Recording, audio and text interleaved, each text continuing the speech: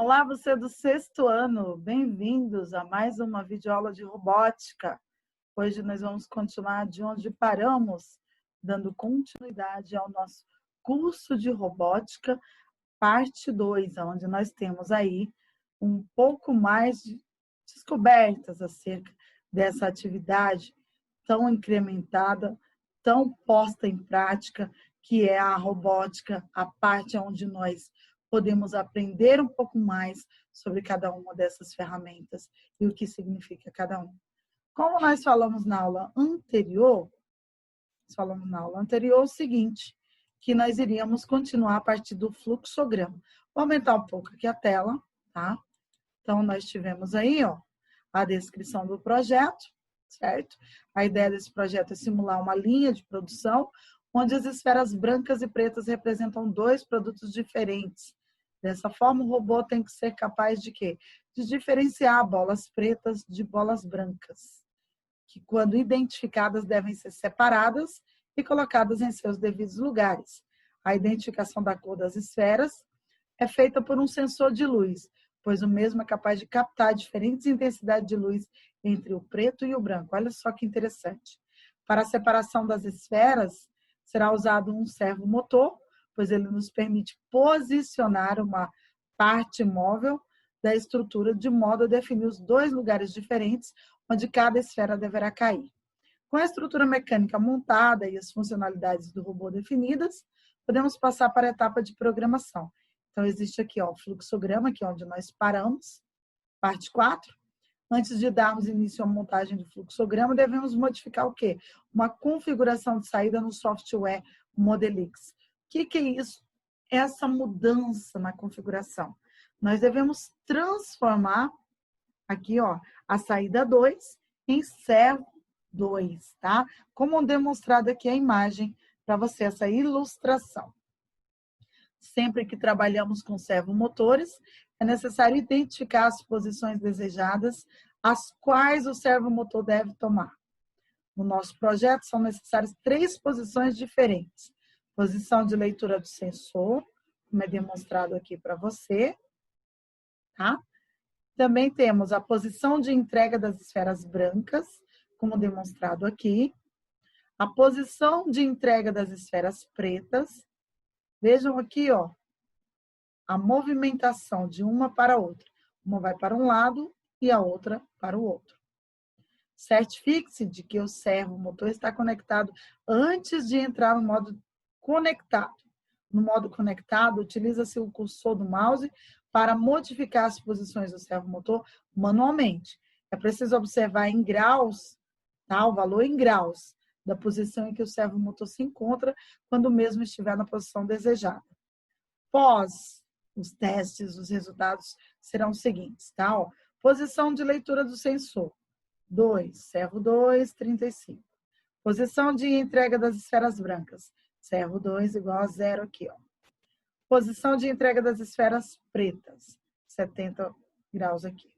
Então, é importante entender que os valores registrados devem ser os do seu projeto, pois os valores apresentados aqui podem ser diferentes, tá bom? Então, toda vez que nós fizermos um projeto, teremos que usar os valores referentes ao projeto. Então, com as posições do servo definidas, precisaremos observar os valores de leitura do sensor de luz conectado à entrada analógica VAL1 para 2 casos diferentes. Quais são eles? Preste bastante atenção. Há uma esfera preta ao alcance do sensor, tá? Então, nós temos aqui, ó, uma esfera preta ao alcance do sensor. E o valor aqui, ó. Há uma esfera branca ao alcance do sensor. Então, nós temos o valor aqui. Com esses dados adquiridos, podemos iniciar um fluxograma. A primeira medida a ser tomada é garantir que o servomotor seja deixado em sua posição inicial, ou seja, a posição de leitura do sensor. Essa posição foi determinada como 35 graus numa etapa anterior, portanto, utilizaremos esse valor, tá? Então, em seguida, é necessário incluir um bloco aguardar para garantir que haja tempo. Para quê? Depois que nós inserimos aqui o bloquinho de saída, se não houver um bloco de aguardar, não há tempo para o servomotor se posicionar. tá? Então, nesse caso, o tempo que usamos é sempre 2 segundos. Agora que garantimos a posição correta do servomotor, devemos observar os valores da leitura do sensor, para que saibamos se chegou uma esfera preta ou uma esfera branca. Baseados nos valores de leitura anteriores, podemos dizer que um valor de leitura acima de 150 indica a chegada de uma bola branca, tá? Então, utilizaremos dessa forma, tá? Baseado nos valores que nós já tivemos ali como base.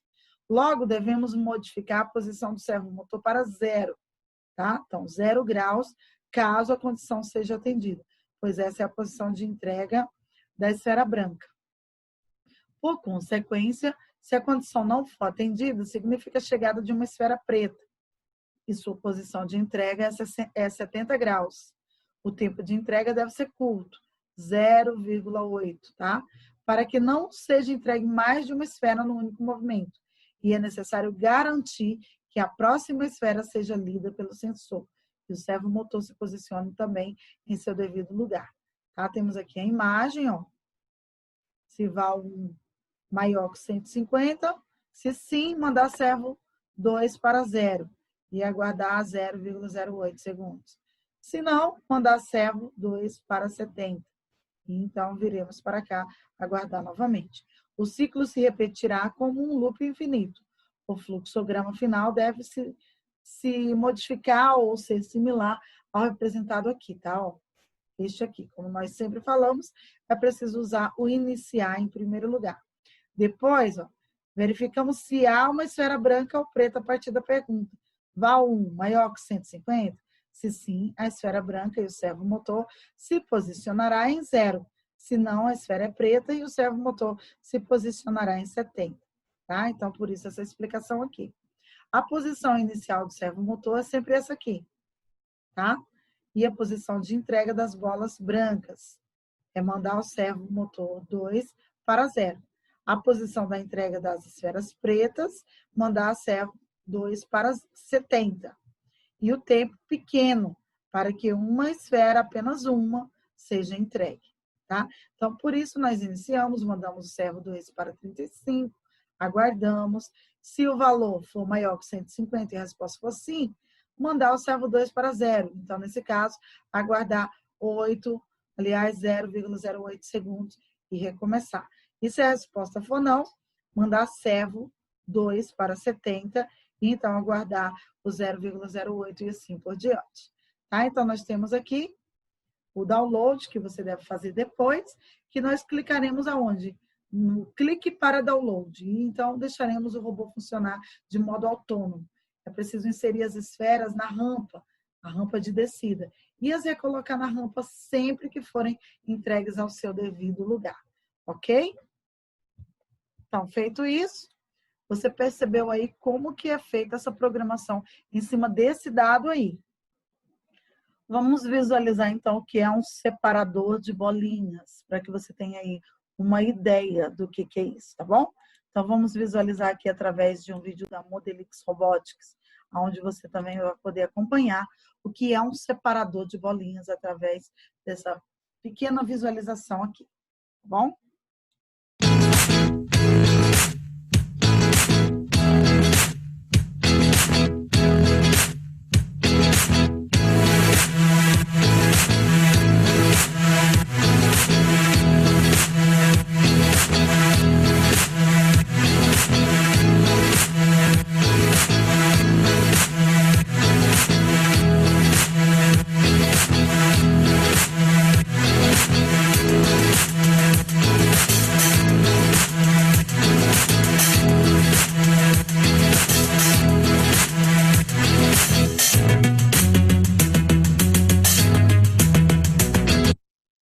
Viram aí que o separador de bolinha com a programação correta, ele age exatamente de acordo com o que nós acabamos de falar na programação de robótica.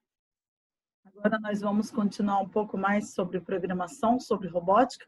Vamos partir para a aula 5 do nosso curso de robótica, que agora é a nossa parte 3, tá? Então, nós temos aí a parte 3 do curso de robótica, onde eu vou aumentar um pouco mais aqui a nossa tela também, para que você possa acompanhar aí, também o tamanho de fonte. Então, na nossa aula 5, já é a nossa aula 5, nós vamos fazer o quê? Conhecer 2 novos recursos: sensor de controle remoto e sensor de obstáculo. A estrutura mecânica que utilizaremos será a mesma do robô seguidor de linha, tá? Então, o robô seguidor de linha foi montado na estrutura mecânica parte 1. Porém, não é necessário fixar o sensor de luz, tá? Então, nós temos aqui uma imagem do que será conectado. Os motores, as saídas 4 e 8, e é preciso verificar as conexões para saber se o sentido de rotação do motor é o mesmo desejado e se os fios devem ser invertidos ou não, ok? Então, nós temos aqui, ó, começaremos entendendo o funcionamento do sensor de controle remoto. Parte 1, controle remoto de infravermelho. Um incrível recurso que podemos utilizar, que é capaz de nos proporcionar infinitas possibilidades nas funcionalidades de um projeto, é o controle remoto de infravermelho. A leitura dos sinais enviados por controle remoto é feita por um sensor on-board do Modelix 3.6, como vocês podem apreciar aqui, de acordo com a imagem, tá? Então, aqui nós temos, ó, sensor de infravermelho, tá? Ele é esse aqui, e demonstrado de um tamanho maior para você visualizar aí. Então, para ter acesso a essa leitura, é preciso modificar a entrada analógica VAL5 para a IR, no painel de status, como demonstrado aqui, ó. Tá? Então, quando nós fizermos isso, você vai entender que toda vez que precisarmos modificar algo, você vai saber o porquê e entender. Por que nós vamos modificar? Nós não vamos modificar para o uso do sensor infravermelho? Então, antes de prosseguirmos a explicação, precisamos entender como funciona o controle remoto e o que significa a variável IR. Os controles remotos são dispositivos que enviam sinais em infravermelho. Cada botão que é pressionado no controle gera uma informação diferente.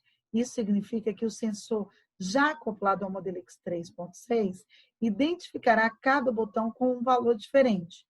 A imagem abaixo ilustra a leitura do sensor quando um botão do controle remoto é pressionado.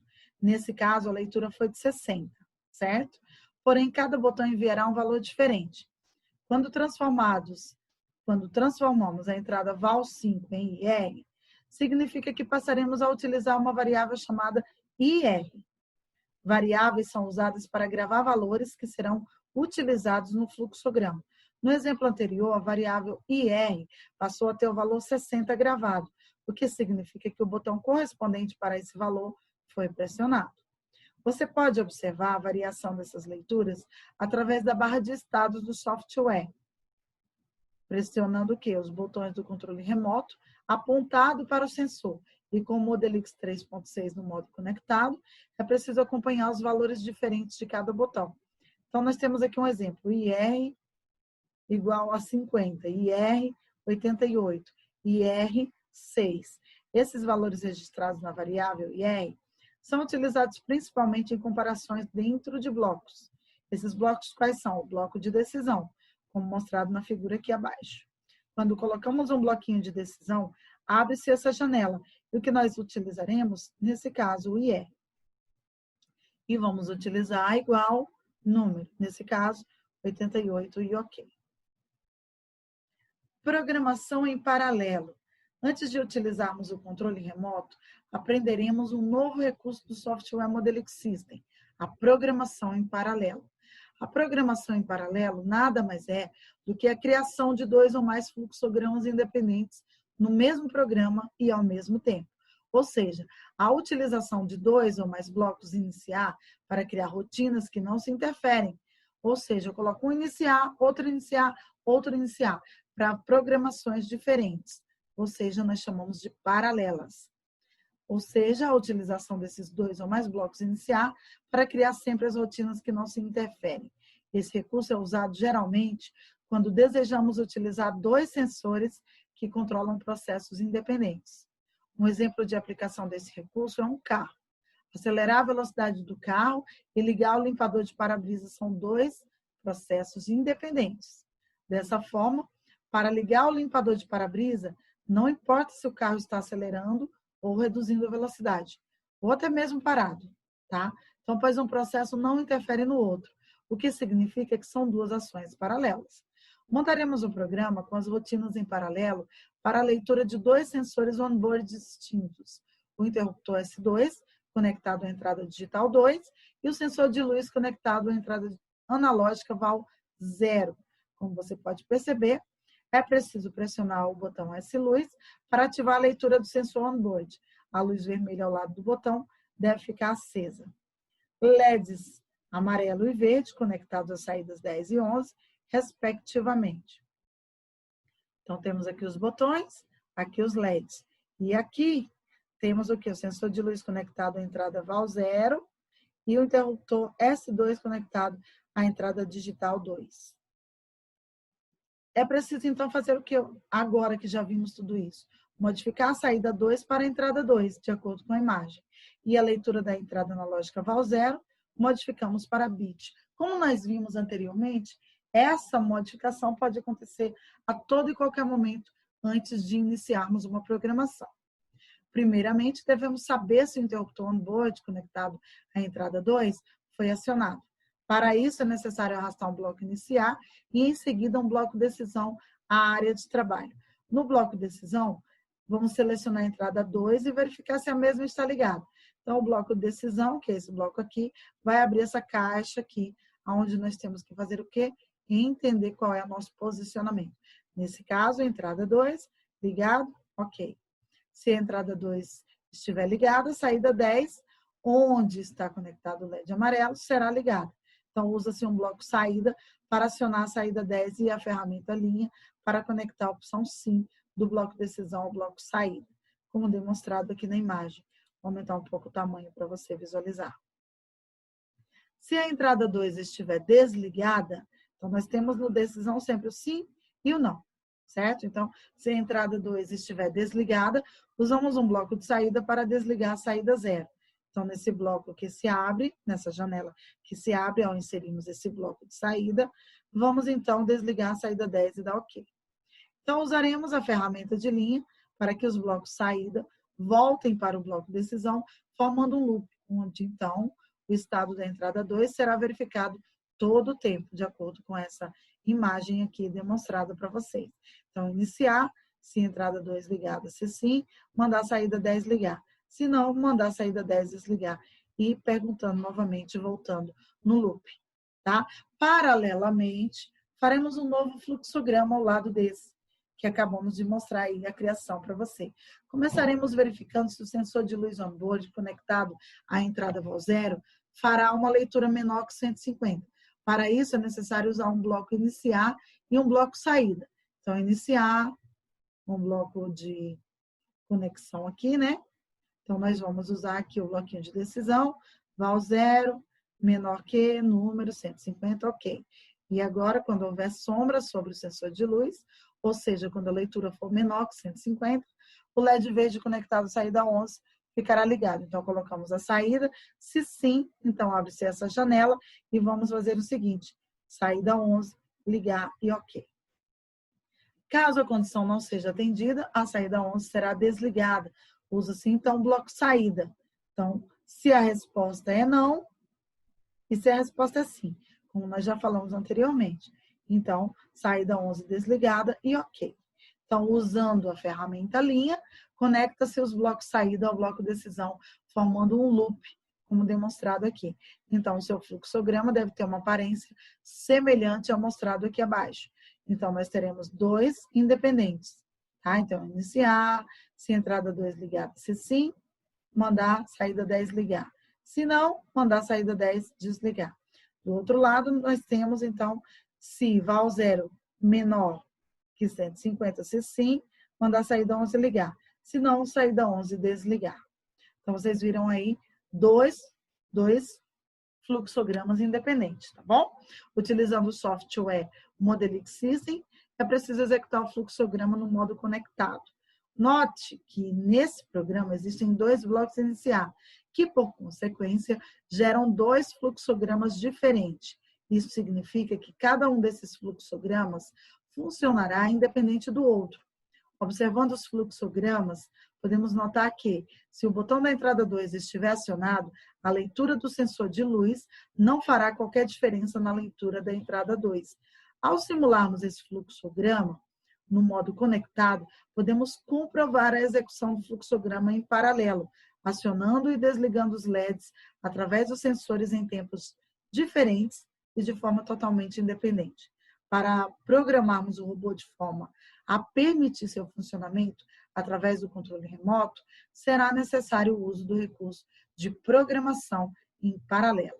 Ok? Então, dito isso, semana que vem nós partimos para a parte 3 do fluxograma 1 e vamos continuar aí com nossa parte de explicação sobre a robótica, parte 3. Espero que até aqui você tenha conseguido acompanhar, que continue acompanhando as nossas aulas e não perca nenhuma, para não se perder no meio da explicação. Um grande abraço para você do 6º ano e até a próxima aula.